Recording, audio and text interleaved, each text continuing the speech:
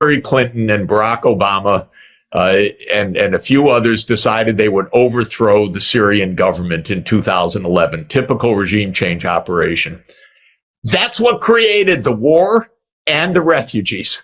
Did any single European leader say that? Explain that to the public? Not one.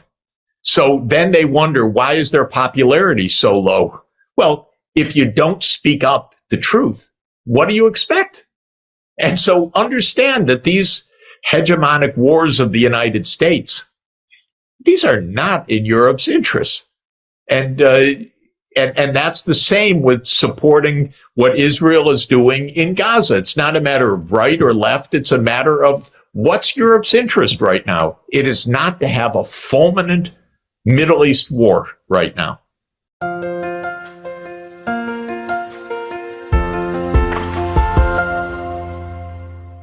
So how do you create this miracle?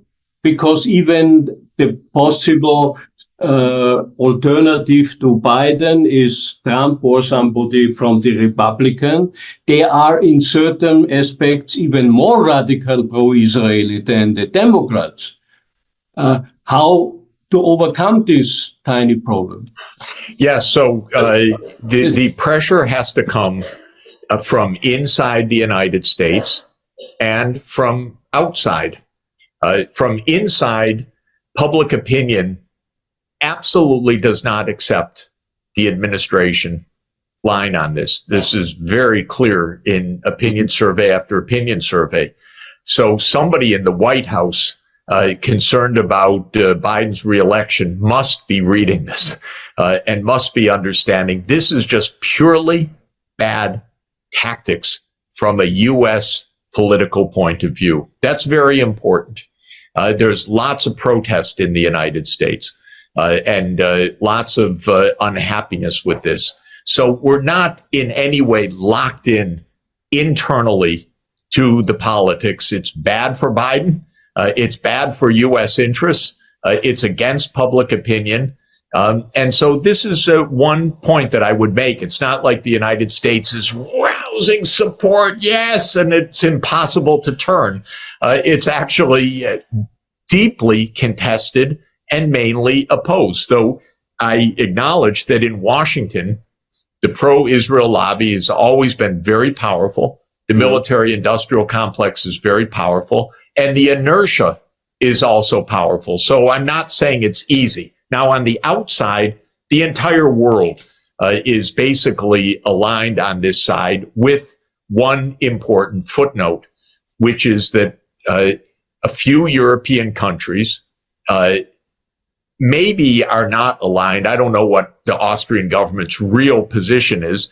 Sometimes it's don't side with the U.S., or maybe it really is because of more right-wing view or whatever. Side with Israel, but it's very few. The problem in Europe is European politicians stopped telling the truth about almost anything years ago because all they want to do is side with the United States. And I think I would just say to European politicians, if you do it, you lose at the polls. There isn't a popular government in Europe right now. Because it's incredible. This is so much against Europe's own political interests. So I would say, think through this honestly and then say, it's right. We're not against Israel. We just need to move to a two-state solution. And the United States, come over here, buddy. You know it too. Let's move to a real solution. I'm waiting for European politicians to regain 2 feet on the ground, their head out of the clouds or out of U.S.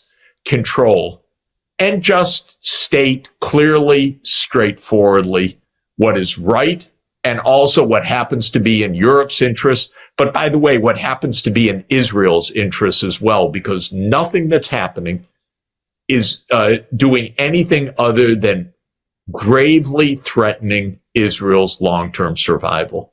This messianism, this greater Israel idea, this zealotry of this religious group, this is not saving Israel. This is threatening Israel's survival. So I want European leaders just to think clearly and honestly about this, because that'll also help the United States get to the right place. I think there is a lot to say about the European leaders. I think the European leaders, there are no leaders, you know it better. And there is another tiny problem. We will have also an election this year in some European countries, but in the European Union for the European Parliament. And the problem is that everybody, if according to most of the polls, it's to foresee that the right-wing European nationalistic right-wing parties will win. And the problem is they are even, at least concerning Israel, they are also in the meantime, although many of their parties, if to go back history, you know where they come from. And this is a historic cynicism. I think that these right-wing fascist parties, now they are on side of Israel, which is unbelievable for anybody who knows history and who knows how things happened, that these parties who are sometimes in internal issues, they are racistic, they are fascistoid right today, but when it comes to Israel, they are supporting the Jewish state. Yeah, you know, supporting the Jewish state is one thing. Supporting what is called Greater Israel to dominate the Palestinians is so senseless for Israel and for Europe that everybody should take a deep breath and understand that. How many self-wounds does Europe want? How many crises, how many wars does Europe want around it? And I would ask the European leaders, you know, the reason why the right is growing is in part because the so-called center or center-left all was gung-ho with the United States for NATO enlargement and for the war in Ukraine. And of course, it's been a disaster for Europe. It's been a disaster economically for Europe. It's been a disaster from a security point of view for Europe. So it's not even left-right. It's a failure policy that the current European governments have pursued, and they are opening up their way for an opposition to arise. And that's what's happening, in fact. So the reason European politicians, by the way, across the board, you look at the approval ratings in Western Europe right now or in the EU, nobody has any support, basically, except the few that stand up for themselves, like Orban or Fico or a few others. But the ones that are basically just siding with the United States in this useless Ukraine war are all in their 20% approval ratings or 25% approval ratings and so on. So the main point I would say to Europe is, if you go the way, not of supporting Israel, that's one thing, but supporting Greater Israel for ethnic cleansing and for this terrible thing, all you're doing is making another prolonged disaster on Europe's borders. And if that's in Europe's interest, boy, please explain it to me.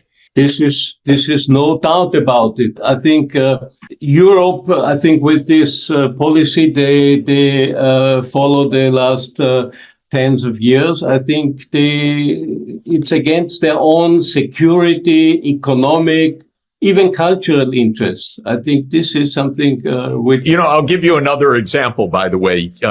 The politics of the 2010s was dominated by the Syrian refugees. And anyone that knows even the slightest history should understand that Hillary Clinton and Barack Obama and a few others decided they would overthrow the Syrian government in 2011, typical regime change operation. That's what created the war and the refugees. Did any single European leader say that, explain that to the public? Not one. So then they wonder, why is their popularity so low? Well, if you don't speak up the truth, what do you expect? And so understand that these hegemonic wars of the United States, these are not in Europe's interests.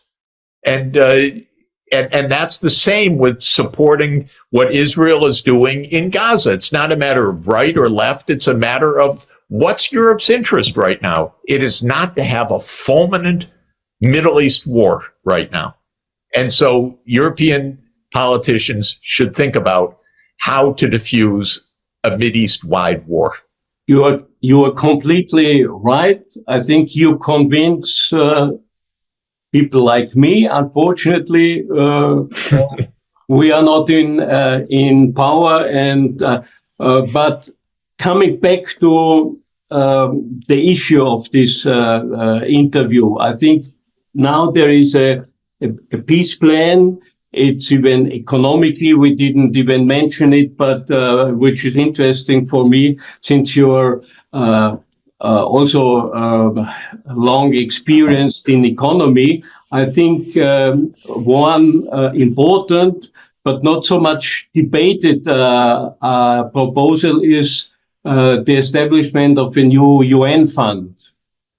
A UN Reconstruction and Sustainable Development Fund, which is interesting, should at least partially funded by reduction of expenses which traditionally have been spent for armament and war. You know, outside the UN, across the street from headquarters, is what they call Isaiah's Wall, which is the inscription of the prophet Isaiah, chapter 2, verse 4, which says they shall beat their swords into plowshares and their spears into pruning hooks. Nations will not make war on other nations, neither will they teach war anymore. I'm paraphrasing, but, you know, Isaiah had the idea in the 8th century BCE of the transforming the military to the civilian use. And we're now spending $2.5 trillion a year worldwide on the military. The United States is around 40% of the world's spending. Shocking, because we're 4% of the world's population. What if we take even 10% of that would be $200 billion a year. So $250 billion a year.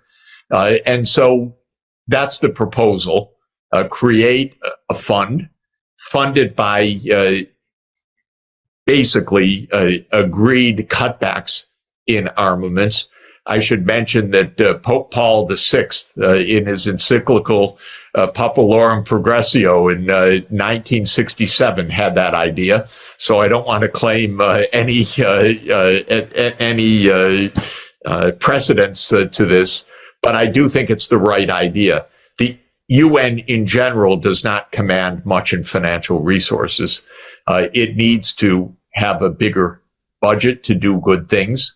And one way would be military cutbacks that are rechanneled to sustainable development. We could continue hours and hours and hours, since many things have been already discussed for many years. But it's interesting that now this plan is here. I think, do you have any ideas how to make it even more popular? Do you intend to present it to other international bodies? And how should this come to reality? I'm discussing these ideas with UN diplomats all the time. And I've discussed it with Palestinian diplomats and with diplomats from around the Middle East. There's a lot of resonance with this. I personally am continuing to urge an immediate membership of Palestine in the UN as a UN member state. By the way, Palestine is a state recognized by 140 other states, but it is not recognized as a UN member state, only an observer, as you rightly pointed out. So I am continuing my own discussion of this. Basically, with the U.S. government, they don't talk to me too much, but I try to make my views known publicly by writing and posting articles all the time. And I'm writing to politicians in the U.S. who are quite resistant in general because their modus operandi for decades has been never show any space at all with Israel. But I'm telling them it's not working. It's not working from any point of view. You need to rethink this. So they have a few days of rethinking before the Congress comes back. The White House cannot be very comfortable. We hear lots of stories about pretty harsh talks between the U.S. and Israel right now. I believe that that's true. One of the U.S. carrier groups has been withdrawn from the Eastern Mediterranean and is on its way back to the U.S. That is a signal that the U.S. does not want a wider war in the Middle East. I think that's absolutely right. The U.S. is exhausted of war, and an election year, it would be the end of Biden's chances at all. So this is the time for pushing the politics, because it's a case where the right thing to do, the politically expedient thing to do are the same. And so I'm going to continue to push hard on that. Do you have any hope in, I think you mentioned it and everybody knows it, I think 2/3 of the international states are in favor of this kind of political and economic solution. Unfortunately, they don't have any veto at the UN. But there is something else. There is an increasing number of states working together. I think, and the South African move to the International Court is interesting because South Africa, on the other side, is one of the leading member states of this newly established group, the BRICS group. And they have even already established a kind of new banking system, financing system. Do you have any indications or ideas that from this side, more than just political statements will come to support your suggestions? Well, the BRICS countries, all of them are on the same side that I've been advocating. China, Russia, South Africa, India has expressed also some clarity on this. Brazil, certainly. And now you have new BRIC states that have just joined: Egypt, Ethiopia, the Emirates, Saudi Arabia, and Iran. It's a powerful group. They're all on this side. Actually, it's interesting for me, the fact that Iran is now a BRICS member is actually going to moderate Iran, make it part of what could be a BRICS-wide consensus on a good solution. So this matters because the U.S. also looks out and says, you know, our diplomacy, we're isolated, whereas China's and Russia's diplomacy is growing in the region. This cannot make anyone happy. And we know that in the U.S. State Department, there's a lot of unhappiness about the U.S. administration policy. We don't hear all the details, but it boils over every few weeks. And so we hear about the protests coming from inside the professional diplomatic service of the United States as well. So I wouldn't give up in any way on a political change where the United States one day says, you know, we need to move forward to a real solution here. This is where I think it's very appropriate and timely to think straight. And if the European leaders are too afraid to say it in public, they should be saying it. They should be saying it in private to their American counterparts. They should, yeah. So I think it's time. I think we exceeded a little bit our usual limit. So thank you very much, Professor Sachs. I think it was very interesting. It's important, and I think we should really invest more and more time to publish these ideas, and maybe even outside the usual. I think the explanation is straightforward. The neocons are not interested in strategic balance or strategic stability. They're interested in global hegemony. They adopt and pursue the idea that the United States is, should be, and can remain the world's sole superpower. This is absurd in substance, because the United States is not, cannot, and should not be the world's sole superpower. The United States is 4.2% of the world population. It should do its share. It should be responsible. It should promote strategic balance, not hegemony, or what some in the U.S. security state call full spectrum dominance. The neocons are not interested in balance. They are therefore actually undermining balance wherever it is. The whole reason for the war in Ukraine is the United States could not accept a mutually respectful peace with Russia. The United States had to keep moving NATO eastward to surround Russia. The United States does not accept a mutually respectful relationship with China. The United States wants to surround China with its military bases and military alliances.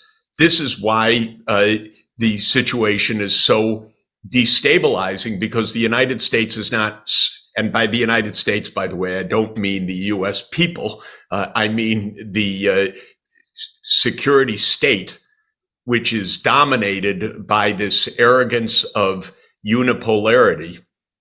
They're not seeking stability, they're seeking dominance. And seeking dominance is not only, I think, immoral, but utterly impracticable, because the United States is not dominant. It is one of many powerful countries in the world, but there are many major powers in the world, and the United States seems intent to take them on.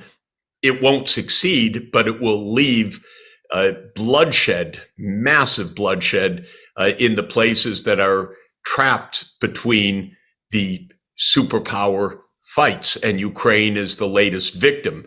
It was a victim that was talked into its role by promises by the United States that we'll defeat Russia together. Of course, in the end, Russia is not defeated, but Ukraine is reduced to rubble. And this is unfortunately the American tendency. Now, where do you think leaves us this insight, like for neutrality and non-alignment, especially for countries that are really kind of trying to be non-aligned, not this kind of lapdog neutrality that Austria and Switzerland and Ireland are going, because they have already been captured pretty much by the ideology, by the same ideology. But those states in Africa, South America, and India and Southeast Asia that don't want to go along, I mean, this puts a target on them as well, right? The United States will see any kind of third-party policy as inherently antagonistic. I mean, these neocons, the Victoria Nuland types.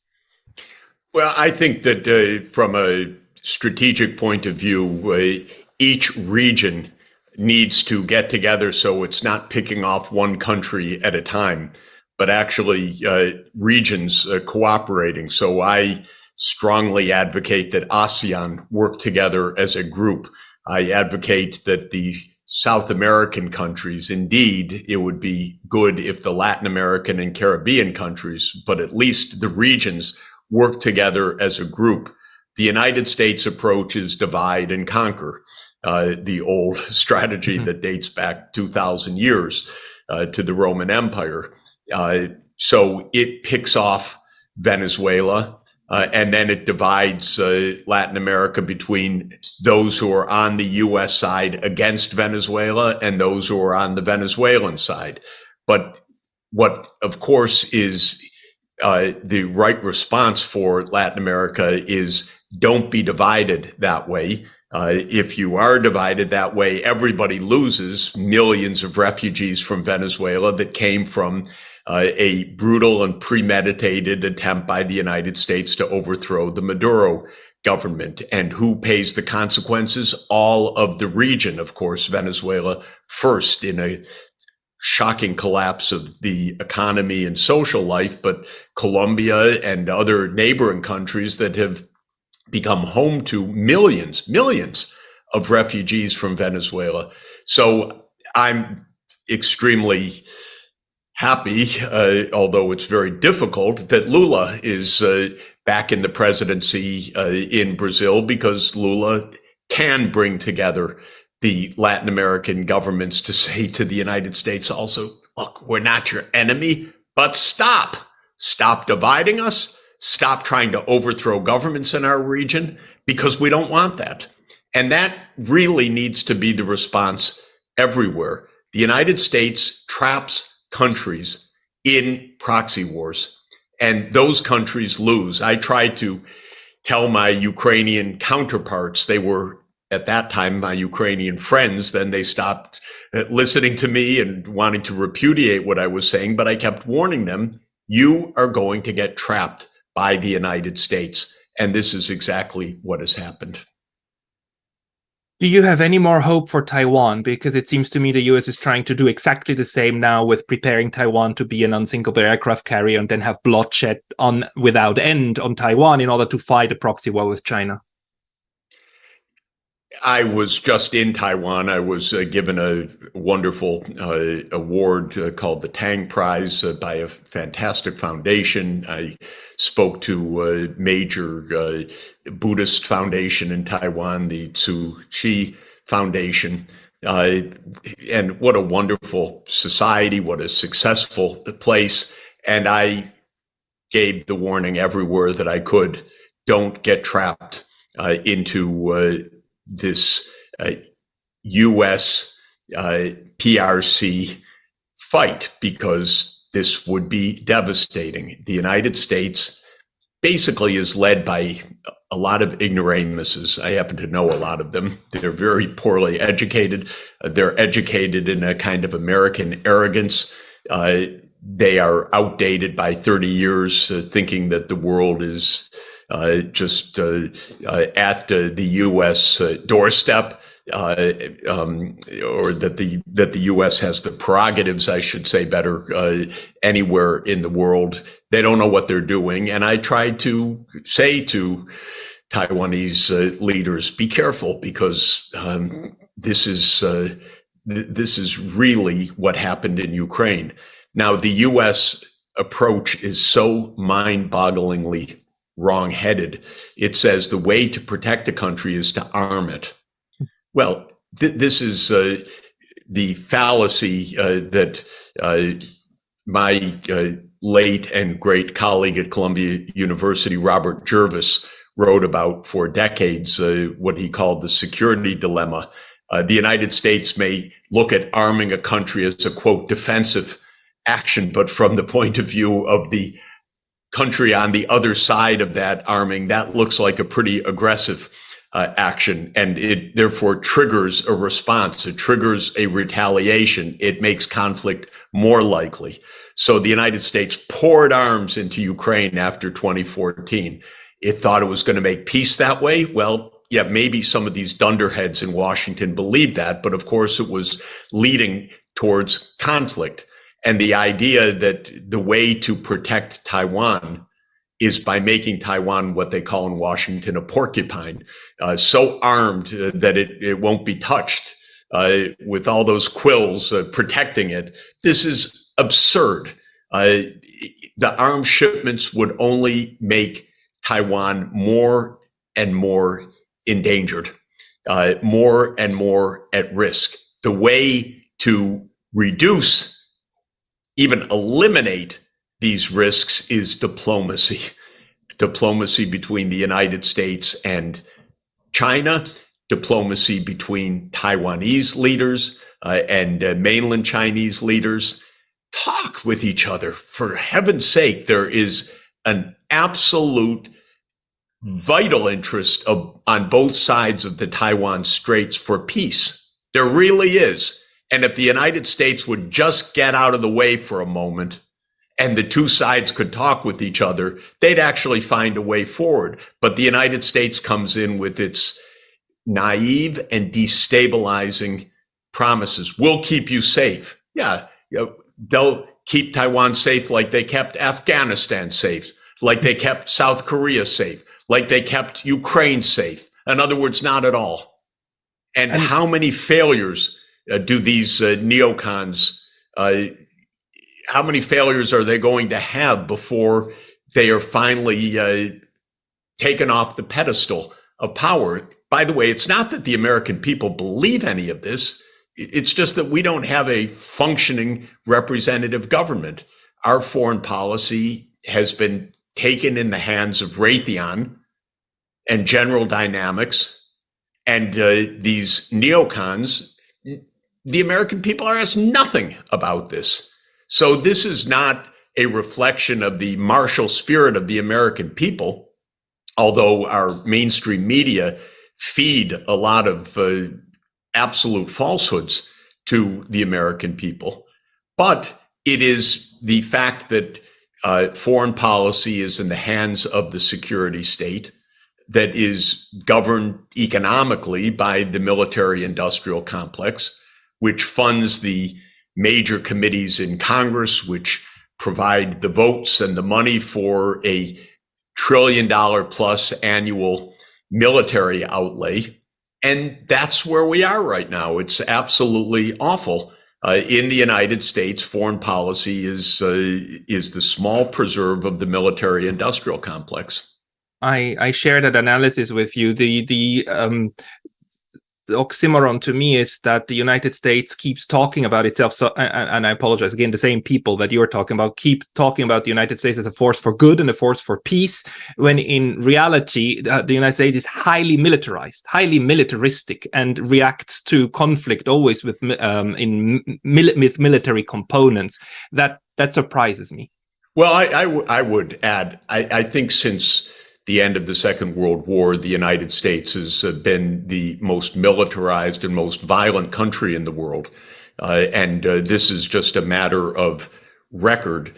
One recent scholarly account, a very good one, counted 70 US-led regime change operations between 1947 and 1989. So the study was over the Cold War period. And just in that period, 1947 to 1989, 70 regime change operations, 6 of which were overt wars to overthrow a foreign government, and 64 were covert operations. Now, this is stunning. First of all, covert operations don't remain covert. It's pretty obvious if you're a reader of the New York Times, which wants you to suck your thumb and go to sleep. But if you're a thinker who's looking at the actual evidence, pretty clear when the U.S. is covertly overthrowing another government like it tried to do in Syria. Now, the point is that this is the normal U.S. modus operandi: war, coups, and overthrows. And after 1989, the big change wasn't that the United States stopped that behavior. The big change was the United States thought it could get away with anything, whether in Iraq, in Afghanistan, in Syria. In 2011, Obama and Hillary, well, they decided, okay, we're going to overthrow Assad. That was just a conscious decision. And 12 years later, they left that country in shambles because they're fools. What do they think? That they can dictate? By the way, they said, both Obama and Trump, okay, we're going to overthrow Maduro. We'll do it through economic sanctions. They crush the economy. And as stupid as they are in Washington, they said, okay, we'll now pretend that Maduro's not the president. We'll just name another president from outside, Juan Guaido. And you have to think, is this a cartoon? Is this a fairy tale? Are these idiots that they think that from Washington they can name the president of Venezuela? But they actually tried to do this for several years. And I have friends in, well, they wouldn't call me friends, but in academia in the East Coast in the US that said, okay, I'm going to work for the new Guaido government. I said, Guaido government, because the US names him as president, he's suddenly president, you're going to work for him? Come on. So this is a deep and continuing tendency. The United States, it seems to me, forgot any kind of diplomacy. Diplomacy means you sit down and you negotiate mutual concerns. And by the way, to be successful, you show respect to the other side. And you try to listen to the concerns of the other side so that you can find a durable solution. That whole approach has completely gone. They don't even know how to negotiate. They have no interest in negotiating. They don't talk about it. This is amazing to me.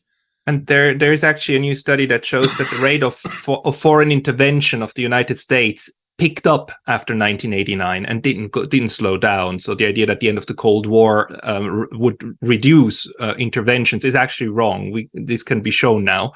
And one last question to you. Reconciliation with Russia. You wrote recently a wonderful piece on your homepage about how Kennedy would have made peace, and I mean John F. Kennedy. And in that piece, though, supposes two things. One, Kennedy supposed that the US and USSR were equals, and two, he supposed that both states wanted to make peace. Now, it strikes me that both of these assumptions are not true anymore. Or do you think the US thinks of Russia as an equal and as somebody that they want peace with, unless it is with Russia in broken up?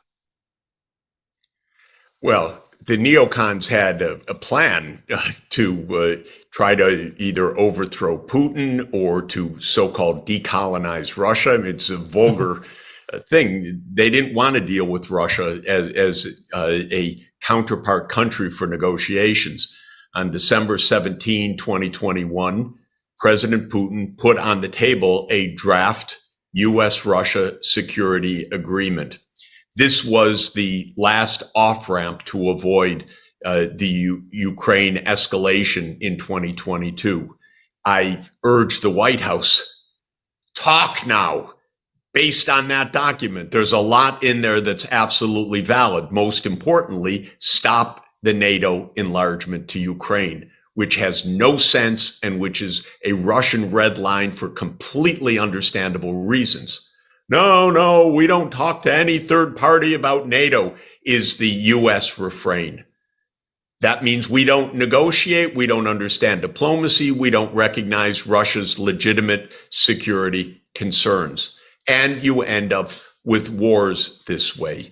Now, I continue to believe to this moment that if Biden said the words, we will recognize Russia's legitimate security concerns in a legitimate peace agreement that also respects Ukraine's sovereignty, that respects America's security interests and Russia's security interests, we could actually get to a negotiated peace. And pretty quickly, it would be based on Ukraine as a neutral country. A fact that Zelensky himself noted in a brief moment in 2022 until the United States told him to stop noting that and demanded that Ukraine shut down the negotiations. So Zelensky actually came back to what had been the basis of Ukraine's independence, the basis of its constitution, and the basis of an effective foreign policy for Ukraine neutrality. He came back to that. The United States tried to shut it down. Well, of course, the US policy is failing badly, not for the first time, for continuously failing, because this is American foreign policy. but it's destroying Ukraine in the process. Can the two sides, US and Russia, actually still end this through negotiations, this war? Of course they could. Even today, I keep saying, to Biden, if you want to talk, I'll give you my Zoom link. You can make a Zoom link with Putin. Go ahead. You want to borrow my cell phone? Call him. Start negotiations. They're basically cowards in the U.S. In the sense that they won't negotiate, because Kennedy put it right. He said, let us never negotiate out of fear, but let us never fear to negotiate. And they're afraid of negotiating in Washington, or they just forgot what it even means. So they don't have diplomats. I don't know what it is, but I've never seen anything like this. The absence of trying to find the way out of this disaster. And they need to open negotiations now. Putin is an extremely dangerous guy, and his regime follows a historical pattern in Russia, which is the impotence and incapacity of reforming the country. It gets more and more autocratic, and at the end, they are waging war. And this narrative that Putin is this highly dangerous guy who puts the opposition in prison, he is an aggressive dictator, it's an all-pervading view, even in reasonable circles in Switzerland. For example, if you talk to entrepreneurs, to people who have traveled the world, for them, just emotionally, this Putin is such a dangerous guy that they sympathize emotionally with this American containment policy or NATO enlargement policy. What would you say to these people who say, well, Professor Sachs, I mean, he's locking up the opposition, he's an autocrat, he has become a dictator, it's a terrible regime, we have to stop this man? Well, I think it is a relatively authoritarian regime, but that doesn't mean that it is one that is out to make war in its neighborhood. It's Russia that was invaded by the West so many times, and by all these wonderful democracies. So this idea that, Russia's authoritarian and therefore militaristic, and we're democracies and therefore is peaceful, is preposterous. The most violent country in the world in the 19th century by far was Britain, the most democratic, but it used its internal democracy to cheerlead building a global empire. The United States has been engaged in more wars than any other country since 1950. We're a democracy, but we're completely violent in overthrowing dozens of governments, in launching wars of choice all over the world, in having 800 military bases overseas. So it's simple-minded to say, oh, well, that's just a Russian tradition. Yeah, Russian tradition is to have been invaded by Napoleon.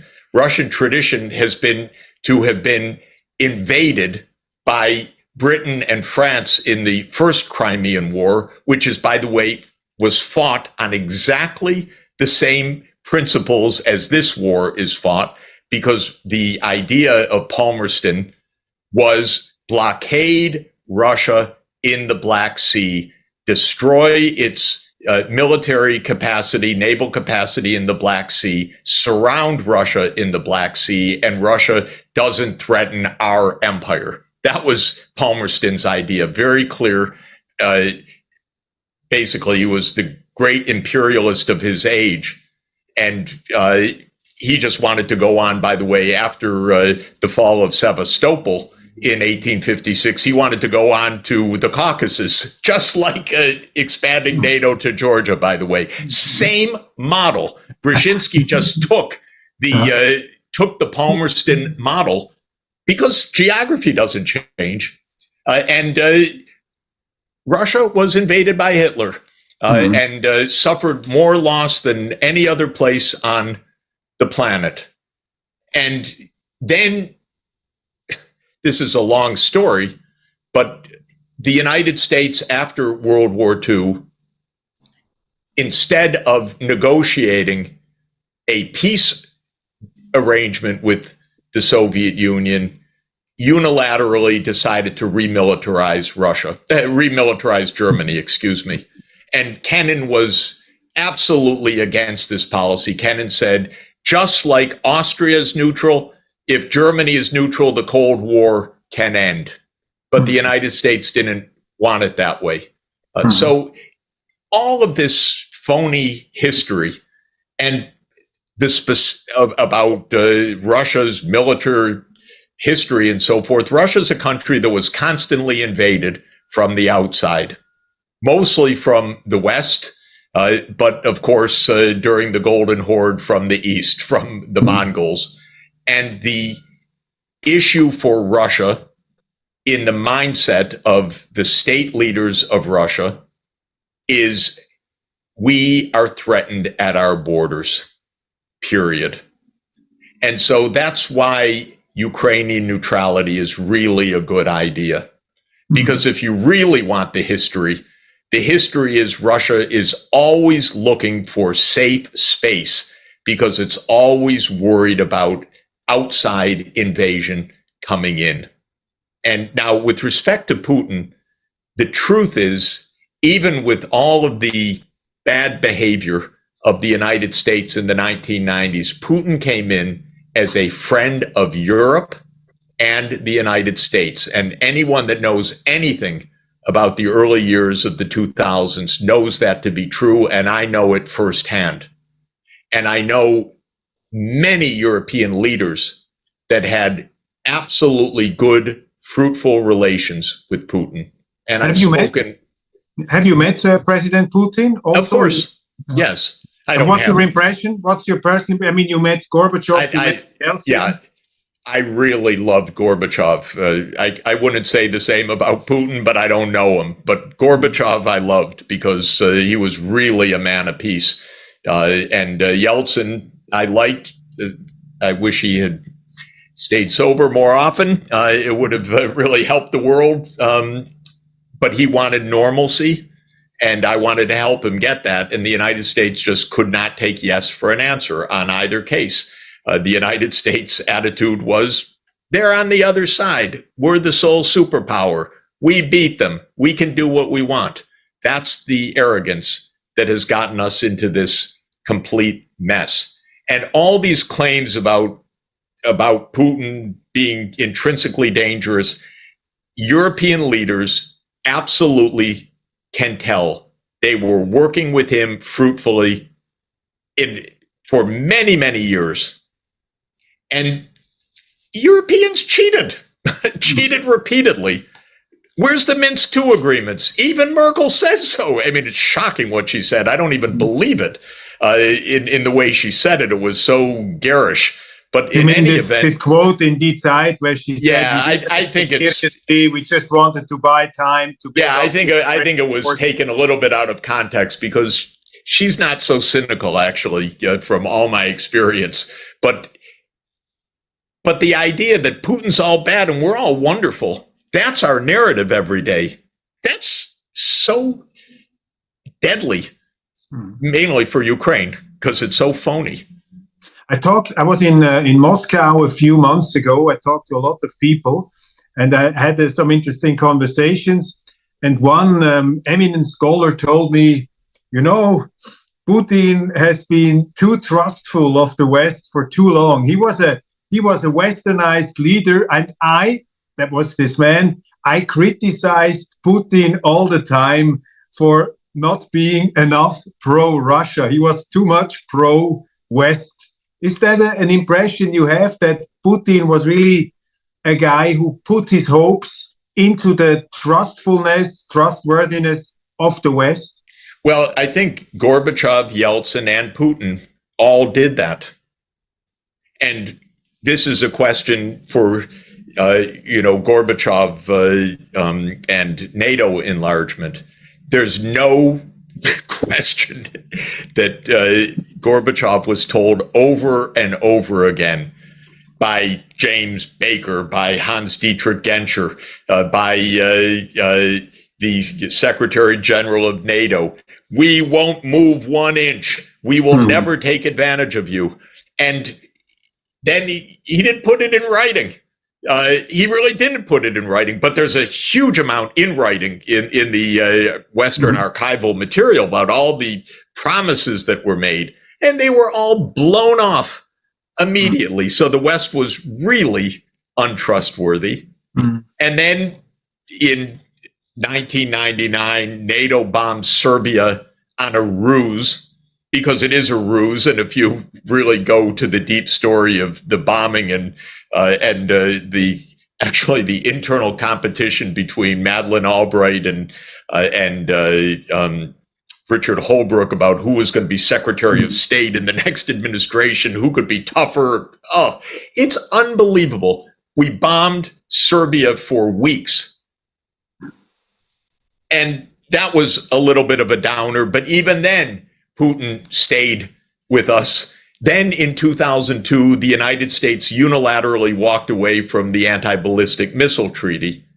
Even then, Putin stayed with us. I think the final blow was basically 2008, this NATO business in the Bucharest summit. I think that was really the end of any trust. But he went ahead with with Minsk, and I think he believed that the Normandy process of Germany and France would stand up and actually do something.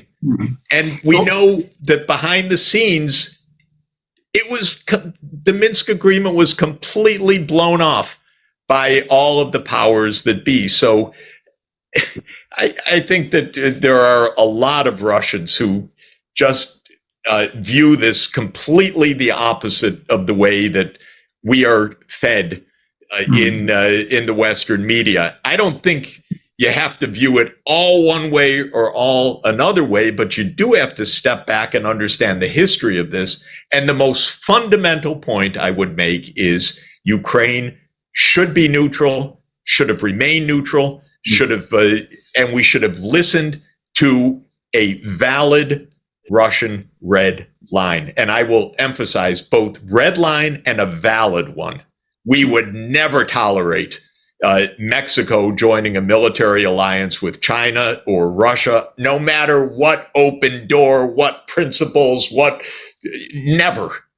And it's perfectly understandable that Russia also would not tolerate this. And by the way, again, just to beat what should be obvious to completion, Bill Burns, who is a very intelligent person and now our CIA director, ambassador in Moscow. In 2008, he wrote the clearest possible memo. Niet means niet. Don't do this NATO enlargement. It's not just Putin, it's the entire Russian political class. Everybody objects to it. The academics, the scholars, the scientists, the politicians, the pro-Putin side, the anti-Putin side. Everybody is against this. And as typical for the US, first of all, the memo was secret, so the American people were never told anything. Second, it was only revealed by Assange, by WikiLeaks. So that's why we have to lock up Assange, because he told Americans the truth. Third, even when it's there now for everyone to read, because you can just go Google it and read it, the New York Times wouldn't dream of mentioning it in all of the commentary about this war since 2014, much less since 2021. Amazing. Going back to the war, how big is the chance of a nuclear escalation or some other forms of escalation? For example, if the Ukrainian forces would really crumble, would NATO, would the Americans just stand by and let Putin win this war? And on the other hand, do you see see any perspective of tactical nuclear weapons, deployment by the Russians. How is the escalation danger of this war at the moment? When Obama talked about escalatory dominance of Russia, he meant that if Russia were imperiled, it would escalate to nuclear war. I believe that to be true. And it's been said countless times now by Medvedev, by other Russian leaders, in not so hidden terms by Putin, and so on. If Russia were deeply endangered, it would escalate, and up to and including nuclear weapons used in Ukraine. If Russia were to lose Crimea or to be threatened to be overrun in Crimea, which is the direct war aim right now of Ukraine, probably not achievable, and its infeasibility probably keeps the world alive, because if it were feasible, or if the United States and UK somehow made it feasible through NATO jets directly flying missions to support Ukrainian infantry, something that's not unthinkable, there would be a real chance of nuclear escalation. This is clear. The barrier between non-nuclear and nuclear is not a very bright line. History has told us repeatedly. We have come close to nuclear war on several occasions, and there are generals in the U.S. who believe in using nuclear war. We don't have a no first strike policy, and Russia is on tenterhooks about the possibility of being attacked. So terrible accidents can happen, miscalculations can happen, or massive failures on one side or another can happen. And right now, it seems less likely that it would be a result of a collapse of the Russian military that would lead to this. You raise a very good question. What if Ukraine were to collapse on the other side, which is a real possibility? What would the West do? And by the West, all we mean ever is the U.S. security establishment, because there is no other independent voice except the UK standing and cheerleading whatever the U.S. says, do 10 times more, because they still love their empire. But that would be a real question. And my answer to that would be that I would hope that Russia would have some forbearance and know to stop before provoking something extraordinarily dangerous, because then it would be in Russia's hands. And there's a wonderful quote, which I'm just looking up right now, a famous line from Kennedy's famous peace speech on June 10, 1963. He said, "Above all, while defending our own vital interests, nuclear powers must avert those confrontations which bring an adversary to a choice of either a humiliating retreat or a nuclear war. To adopt that kind of course in the nuclear age would be evidence only of the bankruptcies of our policies or of a collective death wish for the world." And I may have garbled a word or two. We can correct it in the, but the point is, what I find remarkable about that statement, and I've not only studied that speech relentlessly, but wrote a book about it, actually. Kennedy talks a lot about all the dangers, but he says above all.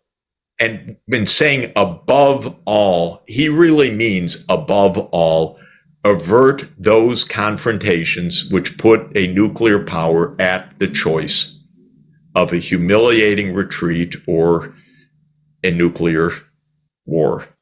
And we don't seem to understand that almost at all. Mhm. Or there are enough cheerleaders that say, "Oh, it's a bluff. Don't worry about that. Don't be nuclear blackmail," and so on. Kennedy's telling us something extraordinarily important. He lived through the missile crisis. He and Khrushchev enabled the world to survive that crisis. And what he's telling us above all is avoid such confrontations. And the US is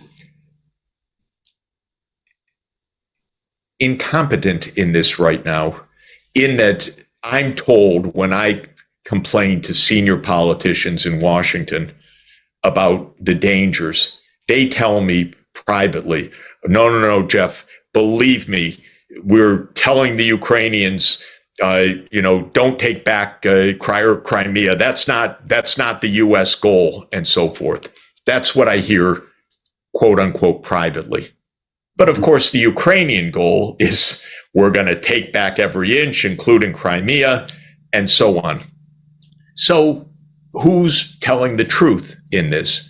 The answer is nobody knows, because it's all a large group of people, each playing their own game. It's extraordinarily dangerous what's going on.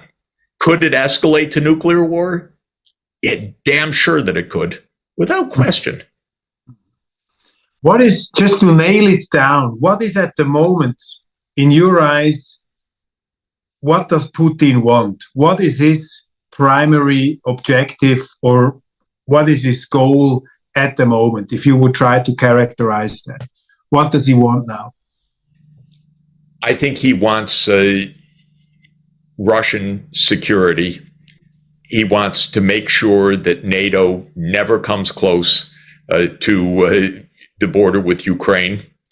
He wants Biden to say that, so that this isn't, and to be part of a globally recognized commitment. And he wants to hold Crimea, for sure.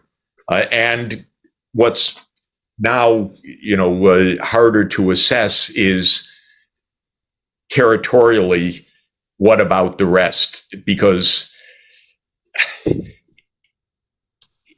after, again, losing tens of thousands or even hundreds of thousands of people, who knows, at what was not originally a territorial war,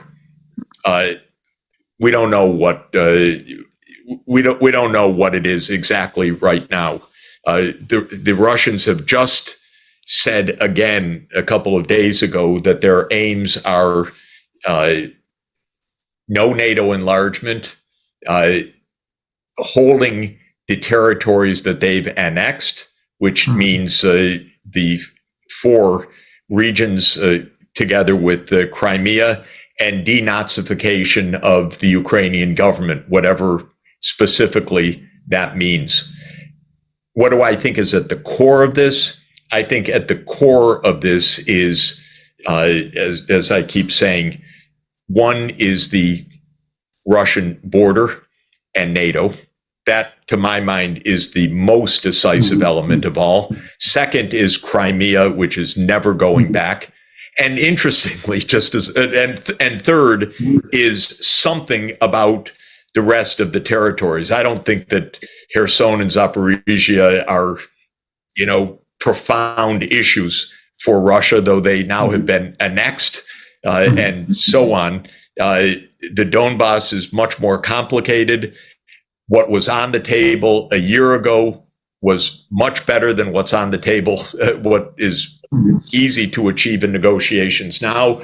What was on the table in December 2017 would have kept Ukraine basically whole, except for Crimea, and peaceful. And that's what should have been accepted at that moment, because the agreement was there to be made. And that's when I begged the White House, negotiate now, because what Putin is saying is absolutely reasonable within our negotiating sphere. What does President Biden want? What would you say is the primary goal of the United States government? Right now, he wants to win re-election. I think that's the primary goal. The second goal is not losing face in the Ukraine. Yeah. Let's put it this way. Obviously, Ukraine is not an existential issue for the United States. It's not even close to the issue that it is for Russia. So what does the United States really want? Biden, first of all, wants to win re-election. So many of our wars are paced by the political cycle. This is the most basic point. And just like the Vietnam War kept going on and on and on because there was always an election coming. This is the main point. Second, of course, Biden wants the United States to stand tall and lead the free world. He doesn't, in principle, we got a lot of people in the U.S. political class who really believe, hell, no one can tell us what to do, where to go, where NATO should go. We don't have to listen to any of them. And then there's a group that really believes, I think it's almost a kind of madness, but I mean, it is a kind of madness. We got to stand tall in Ukraine because we have to send a strong signal to China. That's actually a view by people who are chronologically grown-ups, although intellectually, I would say disgraceful, because the confusion on these issues is so unbelievably huge. But that's also another view. But what does Biden really want right now? He wants to get out of this without losing political support. That's what he really wants. I believe we're in a kind of end stage right now. It's a very dramatic moment. Maybe our mainstream media don't fully appreciate it, but we have some crucial decisions to make just in the next weeks. Here's why. Ukraine is in terrible trouble. The counteroffensive has failed. The devastation to Ukraine has been immense. It's really been a bloodbath. Ukraine has been worn down terribly by this failed counteroffensive with massive loss of people and a massive loss of hardware. And Russia is probably going to launch a major counteroffensive and a very dangerous one very soon. That's not for sure, but I think that is likely. And I think the consequences for everybody, starting with Ukraine and Europe and the world, could be very, very grave if we don't move to negotiation now to save Ukraine first and foremost. Now, my view has been all along that this was a war that could have been avoided at many points, that it is a war caused basically by the U.S. idea of expanding NATO to Ukraine and even to Georgia on the eastern edge of the Black Sea. It's an old U.S. idea. It's even an older British idea because it was basically the British imperial idea of the Crimean War to remove Russian power from the Black Sea. And Brzezinski in the 1990s revived this idea, and our neoconservatives in the United States have tried to put it into place for more than 25 years. So this is a war that has deep roots in U.S. Unilateralism and neoconservatism. This is not how the war is portrayed in our media, which absolutely deny people the history that they need. As everybody everybody knows, I'm sure, in this room, Hans-Dietrich Genscher and James Baker were very explicit with President Gorbachev. NATO will not move eastward. The United States cheated. Germany went along with it. And the eastward expansion of NATO started under Clinton, and it accelerated under George Bush with 7 new NATO members in 2004.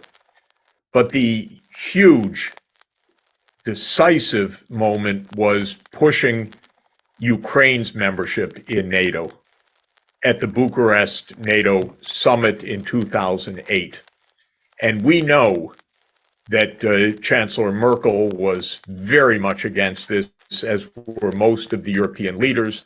But frankly, European leaders don't stand up to the United States, just like your chancellor today never stands up to the United States, I'm afraid.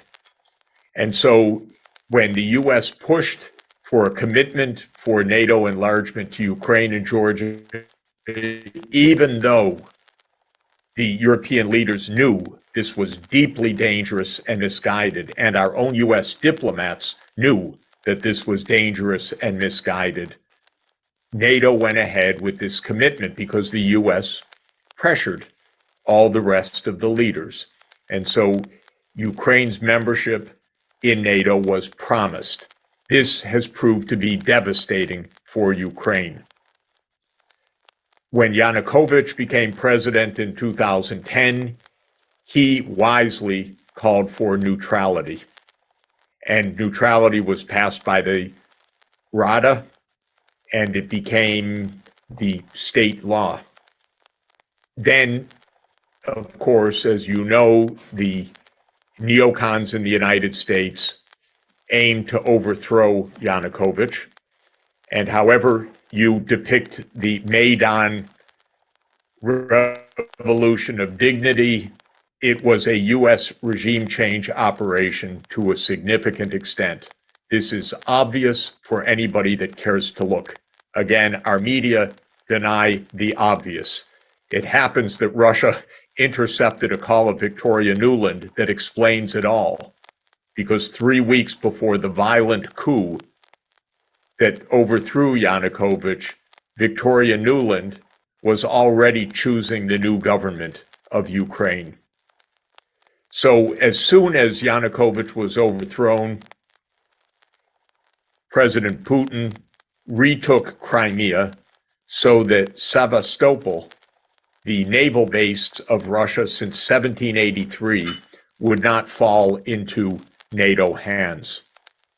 And to break away regions of Ukraine, rejected the coup-led government, which was a Russophobic Western Ukrainian government, hostile to Russian ethnic Ukrainians. And these two provinces broke away, Donetsk and Lugansk, and violence broke out. The war started in 2014. And of course, the Minsk agreements were negotiated to stop the war. And Germany and France were the guarantors of the Minsk agreement. But as even Chancellor Merkel told us in interviews last year, nobody took the Minsk agreement seriously in the West. Russia took it seriously, but neither Ukraine, nor Germany, nor the United States, nor France took it seriously. And so the autonomy that was promised for the Donbass was not followed through by the Ukrainian governments. Instead, the United States started to arm a massive army, beginning really with the arms buildup in 2018 and 2019. And this army threatened, as your generals have made clear, to storm the Donbass in 2021 and early 2022. This is the truth. This is not Putin propaganda or Putin apology.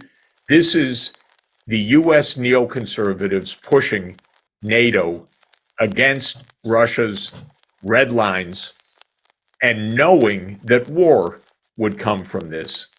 Even there's a video of Zelensky's senior advisor, Arestovich, in 2019, very clearly saying, we know that pursuing NATO means war with Russia, but we're ready for war with Russia.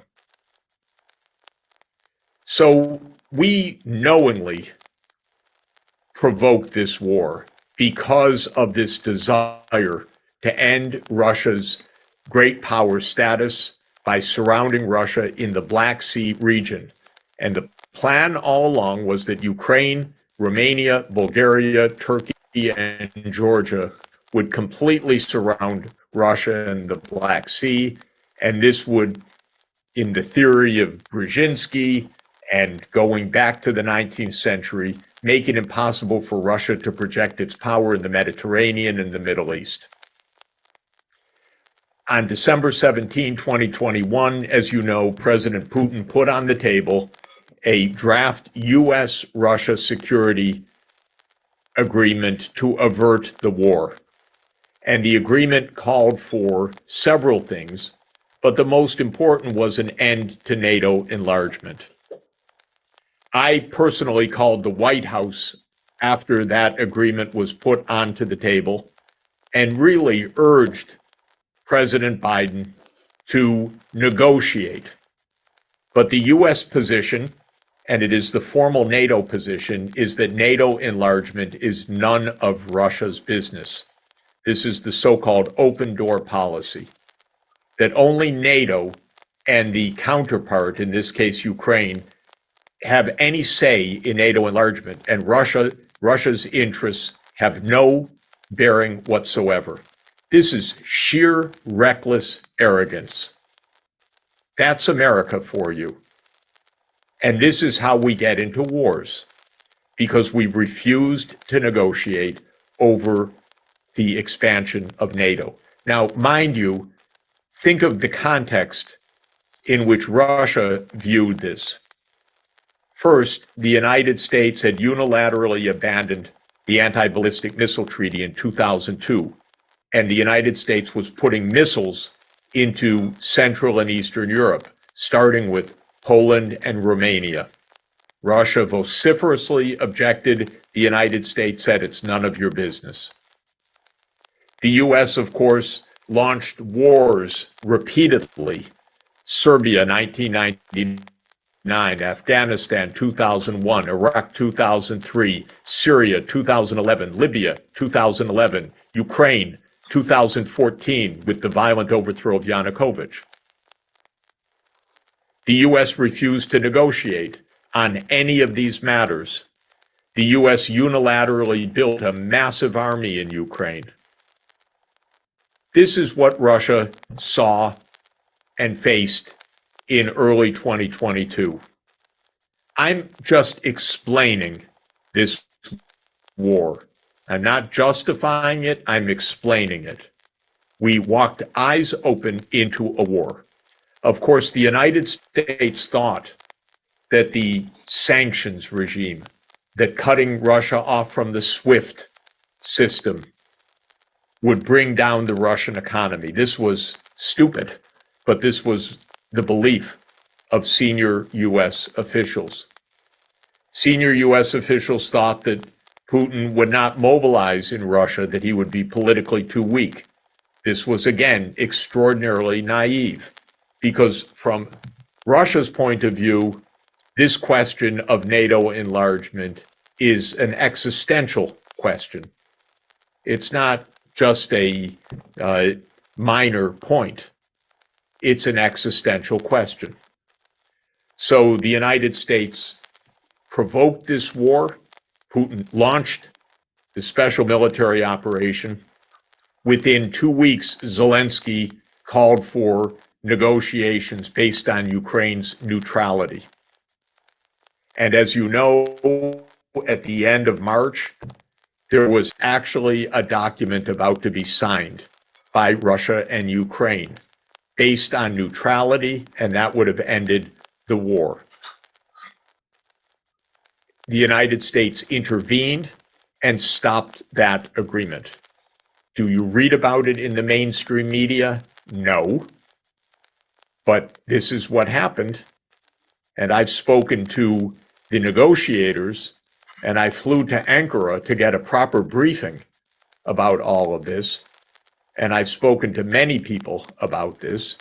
And the United States blocked this because the United States said to Zelensky, you can defeat Russia. You don't have to accept neutrality, because this project of NATO enlargement was the project of Biden, Nuland, Blinken, and Sullivan. And your government has stood up and cheered all the way, especially your foreign minister, as has much of Europe. It's very sad. Now, what was clear from the beginning is that the sanctions would not crush the Russian economy or prevent Russia from prosecuting this war. It was also clear from the beginning that the so-called wonder weapons of NATO would not be sufficient if Russia chose to fight a war of attrition, because Russia is much larger than Ukraine, because Russia's military-industrial complex is even proportionately larger than Ukraine's. And because for Russia, this was not a small issue where Putin was just going to go away. This was an existential issue. And so again, our generals so frequently do exactly what they've done in Ukraine. All my life, U.S. generals have said victory is just around the corner. They said it in Vietnam. They said it in Iraq. They said it in Libya. They said it in Syria. They said it in Afghanistan. And they said it in Ukraine. Don't worry, everything's under control. But clearly, where we are today, nothing is under control.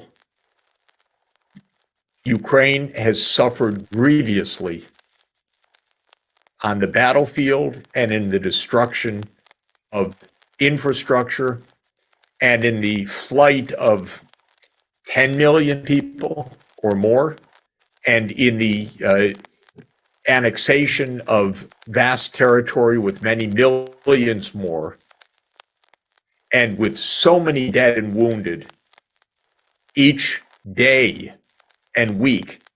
And the United States just keeps saying, keep fighting, keep fighting, keep fighting.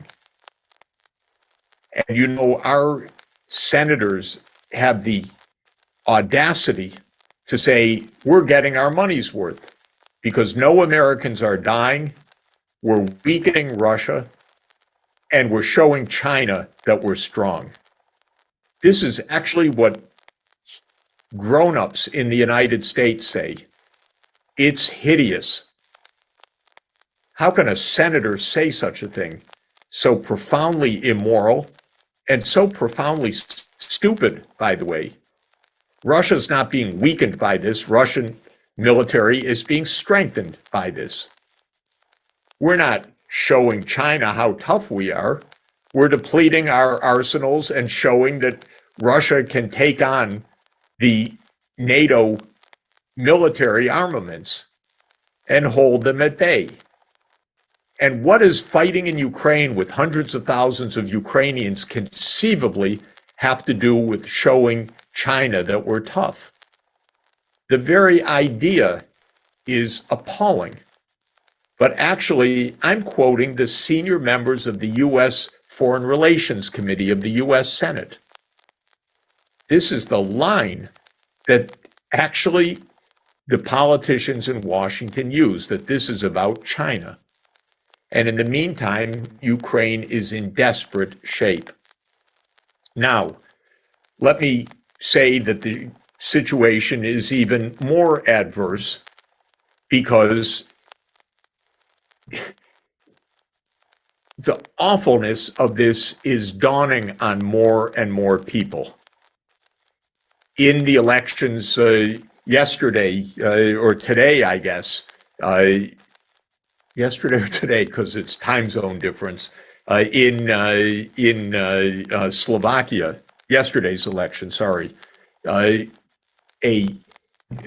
government was just brought to power that ran the campaign on the basis of stopping all support for Ukraine.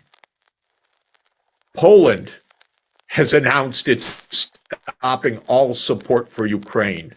Hungary, of course, has opposed this adventure all along, saying that this was a neocon illusion, not some pro-Ukrainian initiative.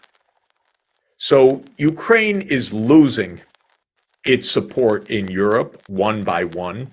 There is not a senior politician in a Western European country that has an approval rating higher than the disapproval rating. Western European politicians are all unpopular.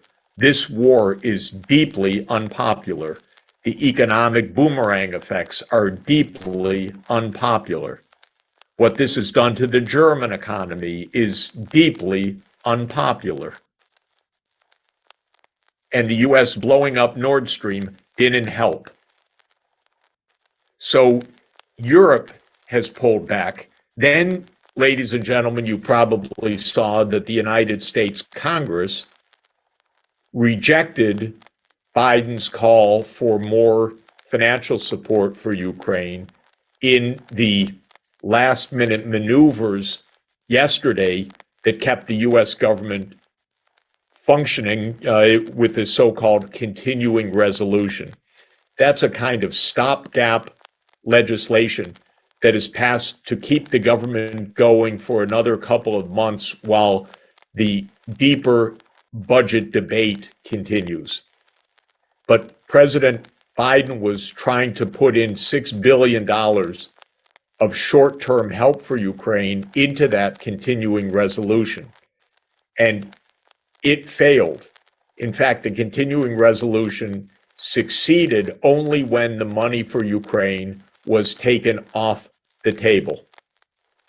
And this is because the Republican Party in the United States, both in the base of the membership of the party in the United States and increasingly in the leaders of the party in Washington, are opposed to more spending for Ukraine. Now, they have mixed reasons for this. Some is fiscal policy. Some is that they want to spend the money to fight China, not to fight Russia.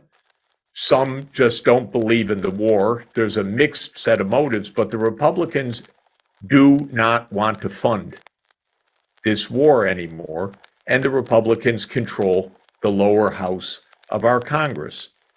So that's another reality.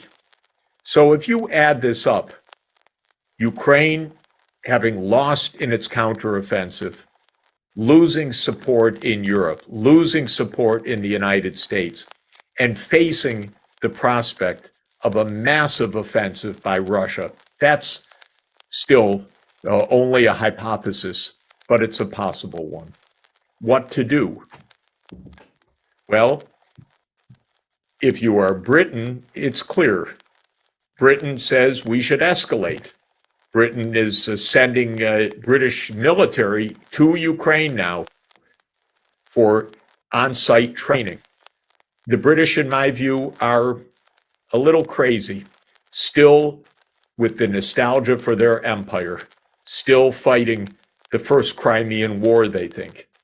So I try to put this British view away because it is a nonsense and a danger.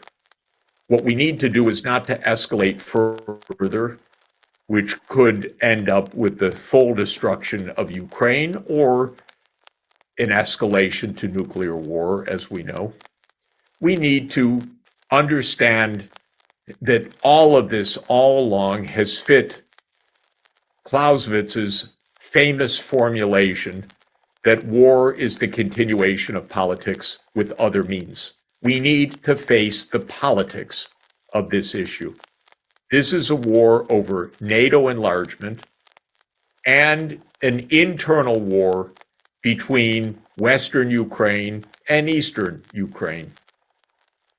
And the way that could have kept Ukraine safe and secure would have been neutrality and diversity, a federal structure for Ukraine, recognizing the Russian language and Russian culture, and not having a culture conflict as well as a NATO enlargement.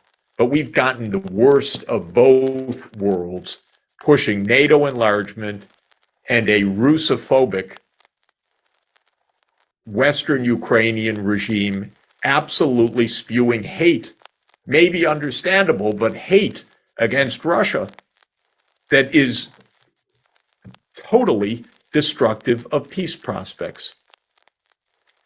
So we need to come back to the politics. And in my mind, the politics are roughly the following. I think that there are at least 4 components to a peace agreement. The first and fundamental one is stop NATO enlargement eastward. Stop already. This is so dangerous and provocative. And it's, since Ukraine's not going to join NATO, to keep promising that it will, when the war is over, means perpetual war or outright defeat of Ukraine. So stop NATO enlargement. Stop this absurdity of this so-called open door policy.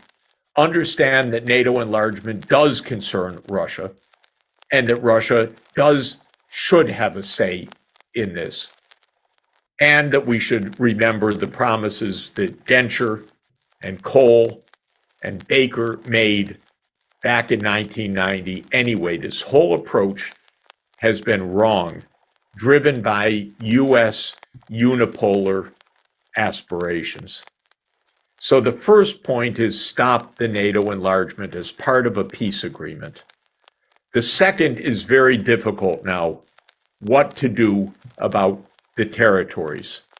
You know, in 2014, Russia wasn't claiming any territories. Then Yanukovych was overthrown, and Russia,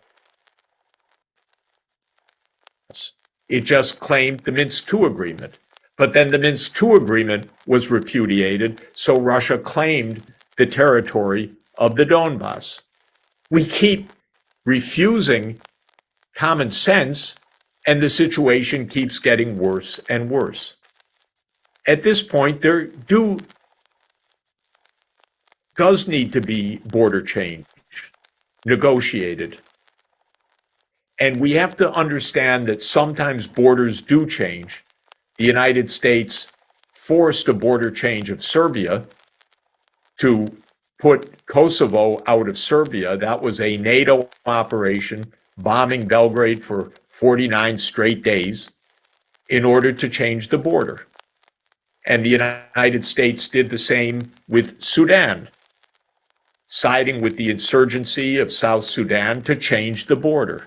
So we're going to have to negotiate borders to reach peace. Crimea certainly is going to remain in Russian hands. The heavily Russian ethnic populations of Ukraine are going to be in Russian hands in the end if we want peace. So that's a second point that I think is obvious. A third point is the United States and Russia need to get back to nuclear arms negotiations. The U.S. never should have abandoned the ABM treaty. The U.S. never should have abandoned the Intermediate Nuclear Force Treaty, which it did in 2019. Now the New START treaty is in suspension. We need the nuclear negotiations to resume. And the United States has to accept that Russia is right, actually, about this danger of the placement of Aegis missiles without negotiating with Russia. This is destabilizing the nuclear situation. So that's a third plank that is needed. And a fourth plank is to return to the concept of collective security of the OSCE. Because the OSCE is based specifically on the point that no country can choose a military alliance in a way that endangers another country. Unlike the NATO open door doctrine, so-called, that NATO doesn't have to talk to Russia, the whole OSCE is premised on collective security, that no country can take measures that jeopardize a neighboring country. And this is the right point. OSCE is truly Europe's best path for security. I should mention, by the way, that while I was against NATO enlargement all along, I would be very clear, NATO will not retreat from where it is, but it will stop expanding. NATO should not, in these negotiations, leave the Baltic states or leave Romania or Bulgaria or others. No, it can't do that. But it can accept that it will stop the Eastern enlargement. Finally, let me say that while it seems impossible today, I firmly believe that normal relations with Russia should be established between Germany and Russia, and in fact between the European Union and Russia. And by normal relations, I mean trade and finance and tourism and culture. This idea that we are siding to never again speak with Russia or listen to Rachmaninoff or play a Tchaikovsky ballet or have a Russian soprano sing in our opera houses is reprehensible, in my view. What are we doing? We made a terrible political mistake to go deeper and deeper into conflict with Russia rather than operating with respect and actually with consistency. We crossed Russia's red lines knowingly and repeatedly. We overthrew a government in Ukraine. We don't admit any of this, by the way, in the mainstream media. I'm attacked every day for simply repeating the historical truths. So be it. I don't care. These are the truths. And this is the way to peace. We need to understand this as politics, and we need to return to politics. This issue will not be solved. Ukraine will not be saved on the battlefield. Thank you very much.